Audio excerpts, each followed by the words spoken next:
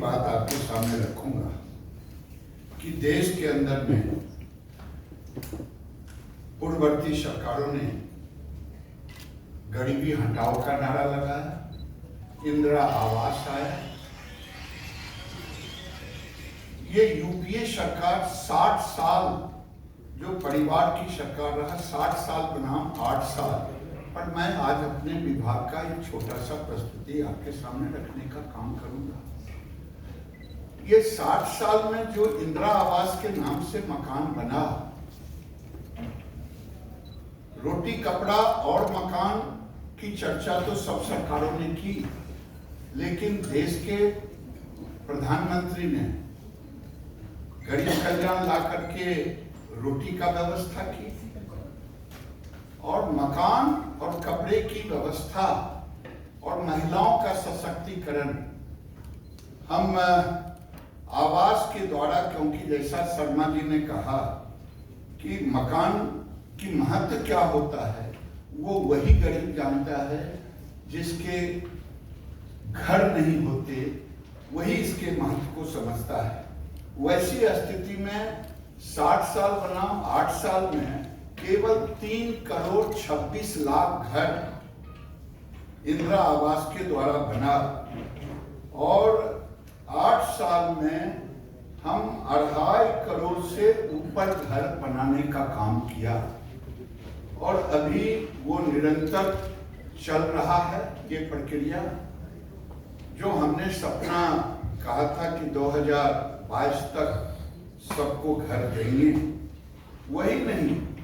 पहले इंदिरा आवास घरों का था 70,000 रुपया केवल यूनिट कॉस्ट, अब 1,20,000 प्लेन एरिया, 1,30,000 हिली एरिया।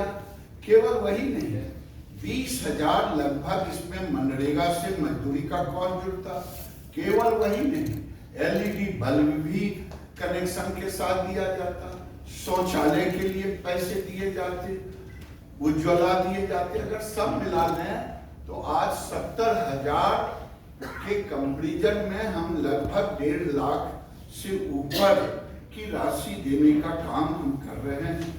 और देखेंगे रफ्तार, जो मैंने कहा कि 60 साल बनाम 8 साल, 3 करोड़ 26 लाख बनाम 2.5 करोड़ से ऊपर, इन्होंने प्रति वर्ष केवल 11 लाख मकान, 11.21 लाख मकान बनाया।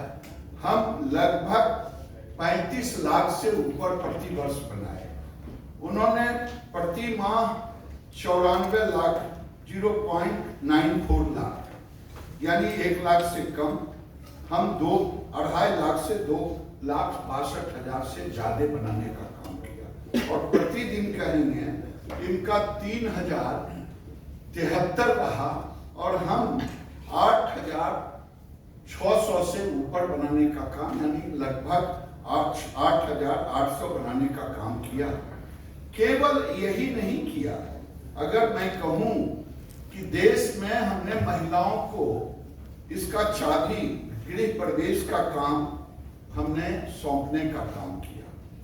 और गृह प्रवेश मैंने कहा रोटी कपड़ा और मकान, इसके साथ हमने सेल्फ हेल्प ग्रुप में भी इनको जोड़ने का काम किया।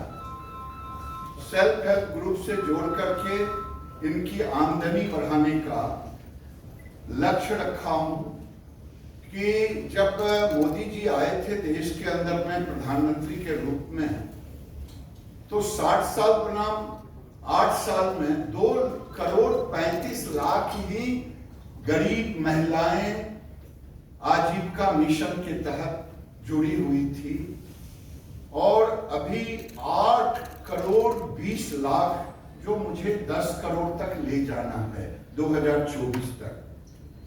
वही नहीं, उस समय जो फिनेंशियल इंक्लूजन था वो था केवल 80,000 करोड़ और अभी 4,95,000 करोड़ यानी 5 lakh crore financial inclusion self help group को, इन गरीबों को उसमें भी जोड़ने का काम किया।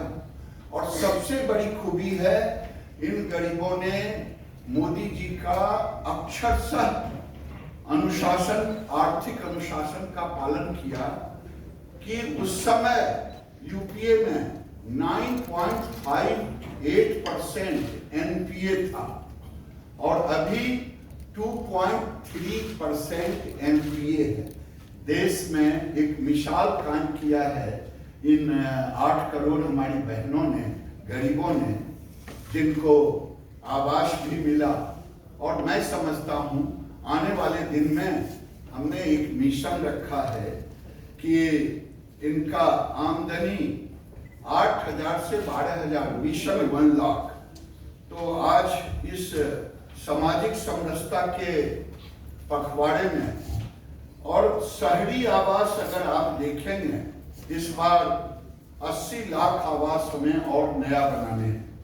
अभी तक 58 लाख पक्के मकान शहर में बन चुके हैं और अब तक 1.18 लाख करोड़ शहर में दिए जा चुके हैं गरीबों को।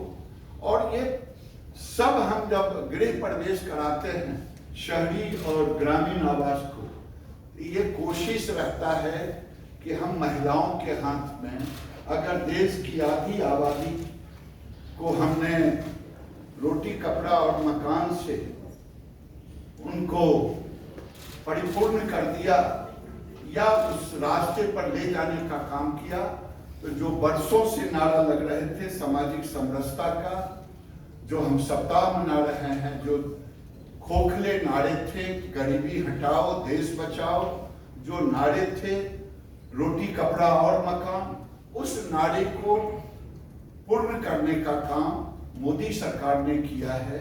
मैं आज के अवसर पर अपनी वाणी को यही विराम देता हूं, क्योंकि इससे ज्यादा आज मैं केवल अपने विभाग के विषय पर ही अपने को रखना उचित समझूंगा, क्योंकि कई लोग मुझसे कुछ और उम्मीद करते होंगे।